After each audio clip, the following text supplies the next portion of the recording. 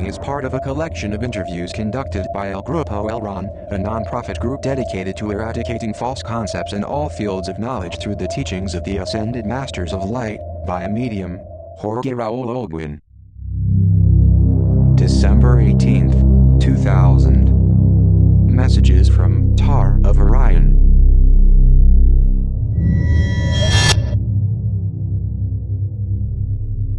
I see a lot of green color. This means that there are many entities of light that are sending healing energy here to all the incarnated beings present. My name is Tar, an old acquaintance of yours. Hello, Tar, I greet you. I listened to your message.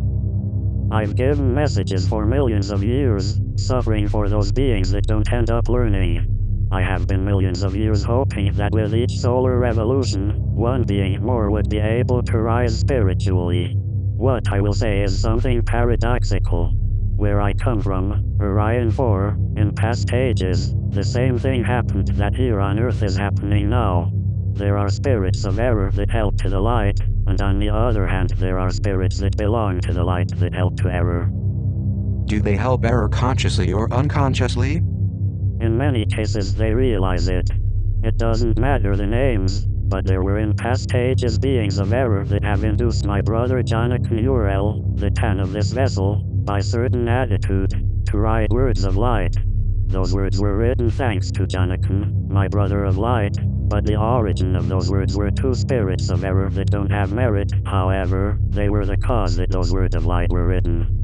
I will not narrate the complete story because it's not important. I will only say that those two incarnated entities wanted to know if the telepathic communication through mediumship was real or fraudulent, but they wanted to do it with very basic questions.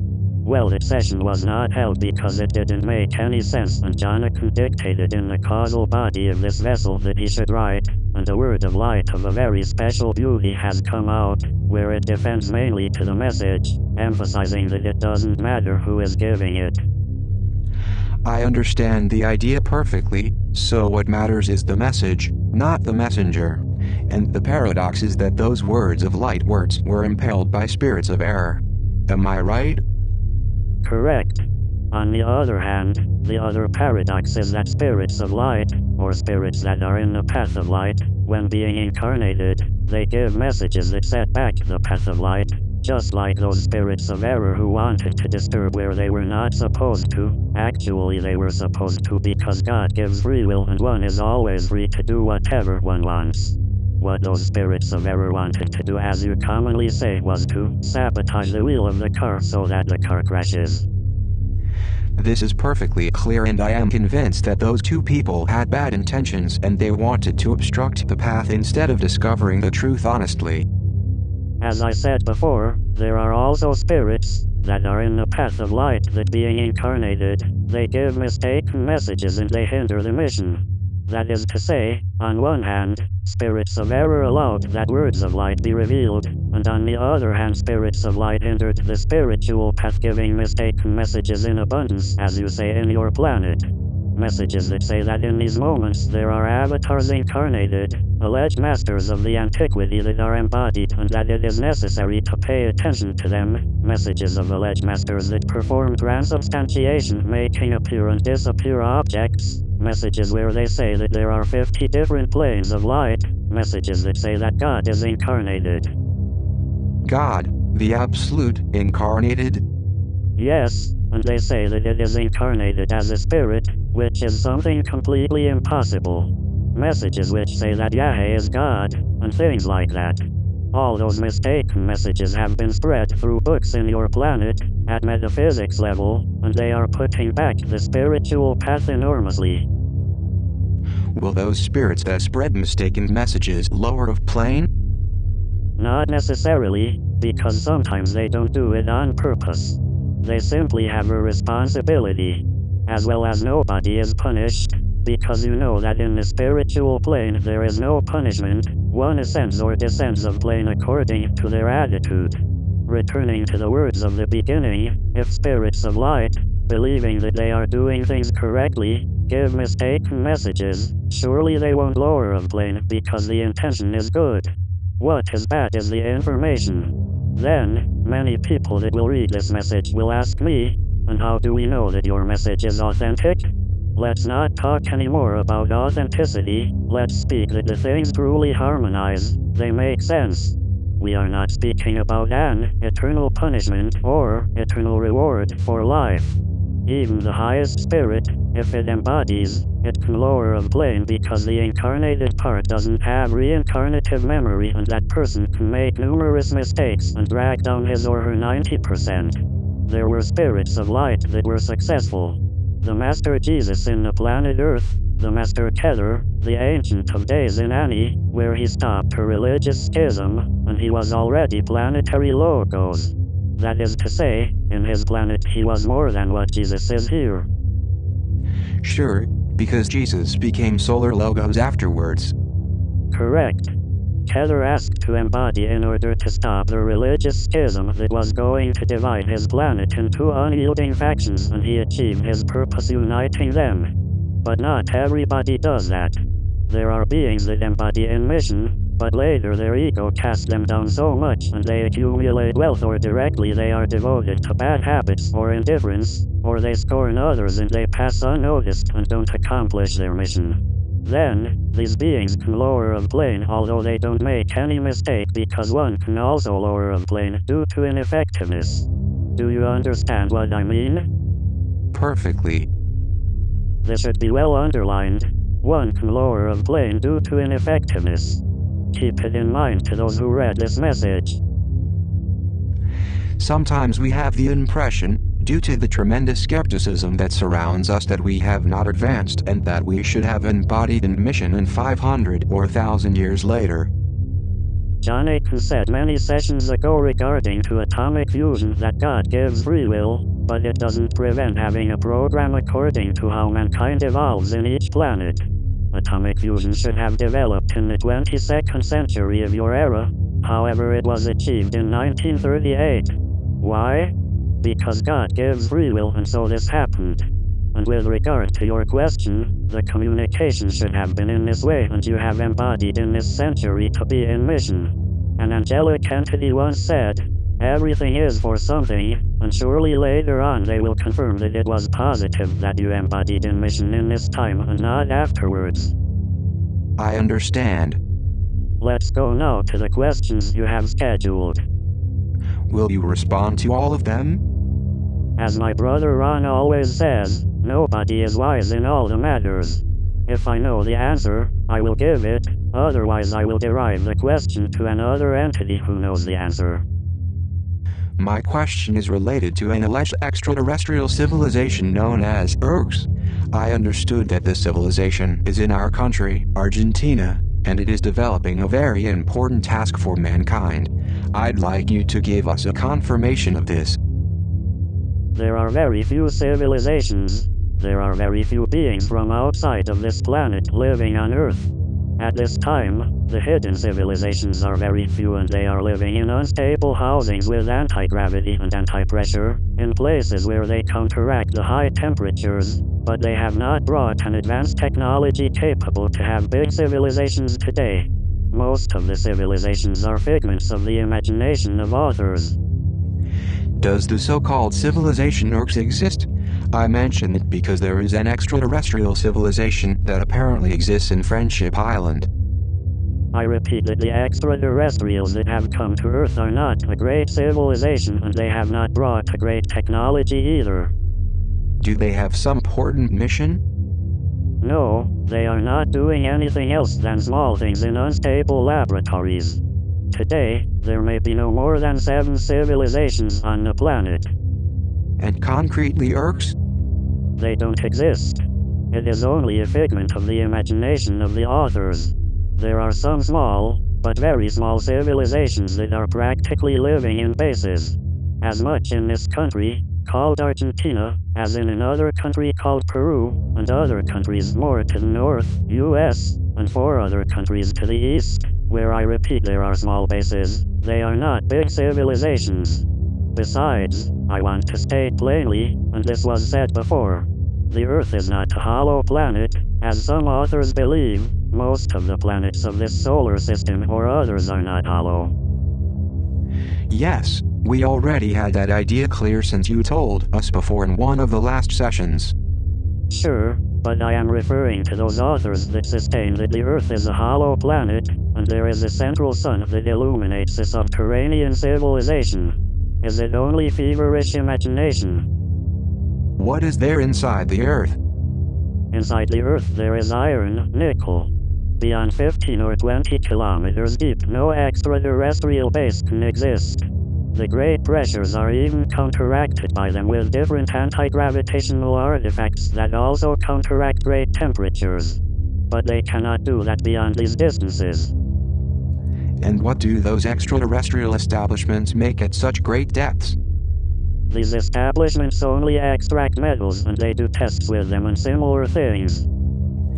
Do they also help the human beings, or have they only come for these tests? They help in very few occasions, because they are simply in charge of making experiments with the terrestrial gravity, with the magnetic fields, because not all the planets have a magnetic field so developed like Earth has. I am speaking about rocky planets. Moving on to another question. Are there aliens collaborating voluntarily with the United States? I mean without the use of force or torture. I ask it because we know that there are extraterrestrial prisoners in the United States, crew members of crashed spaceships that are giving technological information by means of tortures or threats. In these moments there might be 4 races collaborating with the United States. Voluntarily? Correct. And what can we give those aliens obviously more advanced than us that they may be interested to exchange? To most of them they give an element that here on Earth is abundant. I don't say it's in excess, because in all the planets there is an ecological balance. I refer to water. Water?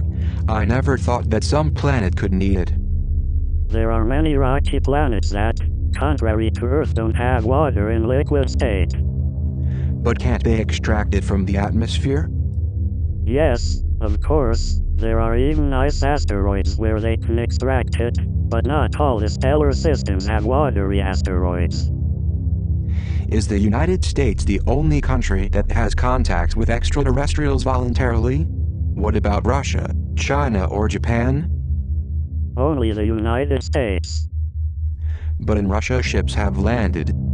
Correct, and that was already said in another session. In the country of Russia, a spaceship landed in what you would call a trip or picnic, and they left some samples. Yes, I remember the case. Ron told us about it. The Russian scientists found those samples and they analyzed them. One of the samples was a kind of flask that apparently had nothing inside, an emptiness in the center, a hole where there was not a molecule of air at least. But when they manipulated it, ignoring its function, it pulverized the arm of a scientist that had it in his hand. It was as if a Mongolian of 1200 years ago tried to investigate a laser ray device of our time and unknowingly touched something that he wasn't supposed to and vaporized his arm off. This is clear, Tar. What about computer science? Are the microchips we use now extraterrestrial technology? Don't take credit away from terrestrial scientists. Ah. So the question is answered. Terrestrial scientists, in regards to computer science, are advancing at such important speeds that they can surpass technologically many extraterrestrial races that at the moment are in the vanguard of computer science. Obviously, if we don't destroy ourselves first. Obviously. In some part I think I read that Bill Gates would be the Antichrist. Probably, it's an entire nonsense. In the spiritual world there is no Antichrist, because the Christ is not a spirit, it is a divine energy, the same as Buddha. Negative energies don't exist. There are divine energies.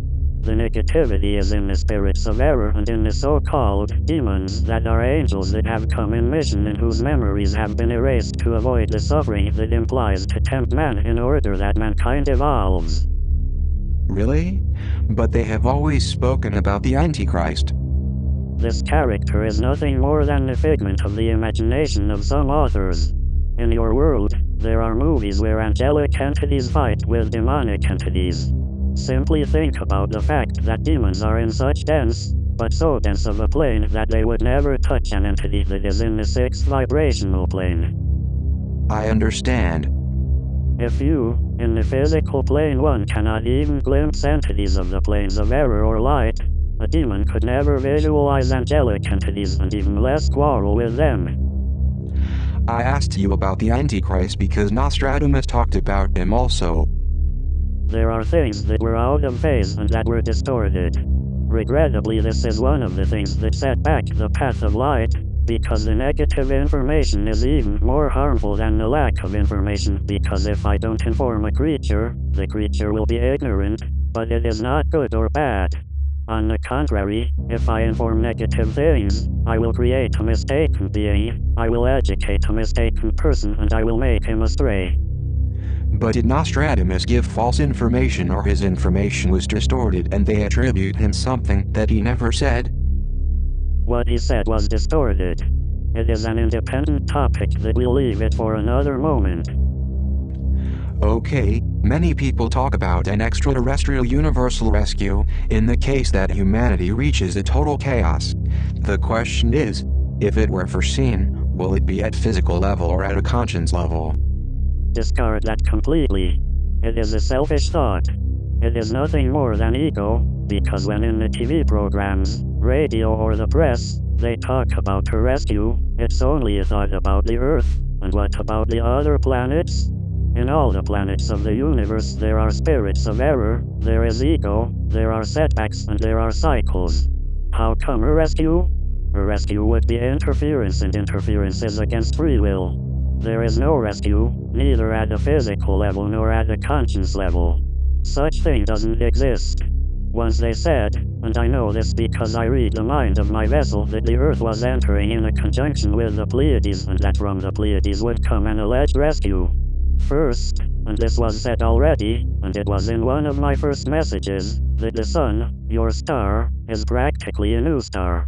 It is 5,000 million years old compared to 15,000 or 20,000 million years of the universe. The Pleiades don't reach 600 million years, there are not even planets in that place, and there is no civilization over there. Regrettably, many of these beings that are in the path of light, instead of helping, they obstruct. They would help better if they studied a little bit of astronomy. Do you understand what I mean? Totally. There are many famous astrologers that spread so many mistaken messages, and regrettably those messages are those that put back the path of light. Yes, there will be changes of conscience, but regrettably this change will be slower than we as entities expected many years ago. Now, in your world, in few days the change of millennium will come, and many people thought that it had happened 1 year ago. There will be many changes, there will be earthquakes, there will be a volcano that will dirt the atmosphere. This issue related to volcanoes can bring a lot of risk, a lot of danger. There will be many ethnic wars. But the positive, the beautiful thing is the change of conscience that will take place. An extraterrestrial race come and rescue means interference. It is unthinkable that other races that respect the free will of the inhabitants of each planet allow that.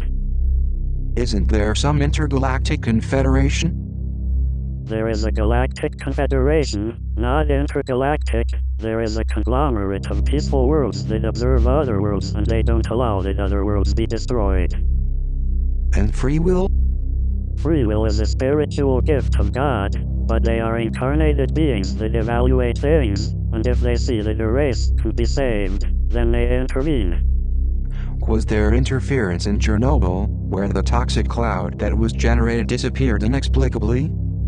Yes, there was extraterrestrial interference in which ships were absorbing that enormous cloud to avoid that it causes bigger problems. Regrettably, there are thousands and thousands of worlds, and they cannot help all of them.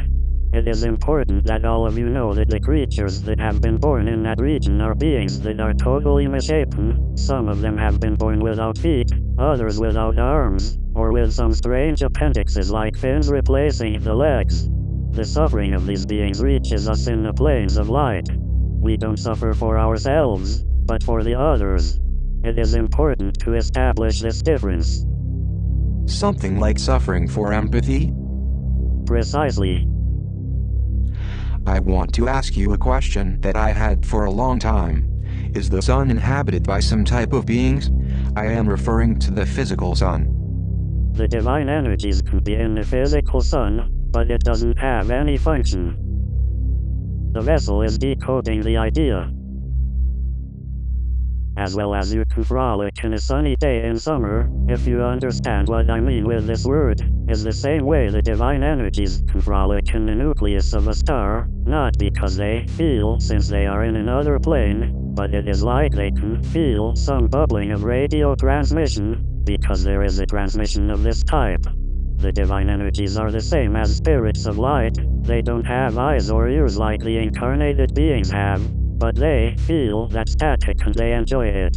It can be bothersome, but they know how to attenuate it. It would be the same thing like music. If you listen to it loudly, it is bothersome, but listening softly gives you pleasure. Another question that I want to ask you is, shouldn't there exist some kind of spiritual or physical force that helps us to evolve directly? Since the demons and the spirits error help us to evolve indirectly, that is to say by testing us.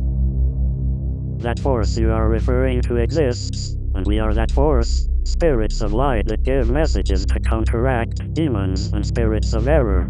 Maybe all of you will ask, why are the message unsuccessful in most cases? Regrettably, the answer is, because the reactive mind or the prominence of ego that each embodied being has is strong, so that they pay attention to the messages of error instead of the message of light. Then, it would not be fair that an external physical force intervenes, because if the problem is spiritual, it has to be solved in a spiritual way. Otherwise you would be advancing in a comfortable way, saying it in a terrestrial language. It would be like the one who pays the teacher to pass the class. Obviously that is not the way out. If I present myself in a physical form to a spirit who is seeking the light, well, I could do it directly and rescue him and put him in a world which is an oasis of peace, but that spirit would not learn anything. Since I directly took him out of a place of conflict and I put him in a peaceful place, obviously the spirit would continue being a spirit that has not come to the light yet. I cannot take a person to a higher level if that person is still in primary school. Is the answer clear? Totally. I will leave now. Before you leave, I would like to know what spirits of light are present. The Master Jesus, the Master Jonathan Uriel, higher self of this vessel, the Master Ron Hubbard, the Sublime Spirit Kuan Yin, the Master Socrates, the Master Jiddu Krishnamurti, the Master Sididius, great philosopher of my world Orion 4. Someday, I hope to transcribe some of his words for you.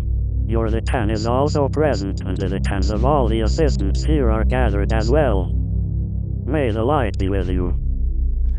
See you later, Tar, and thank you.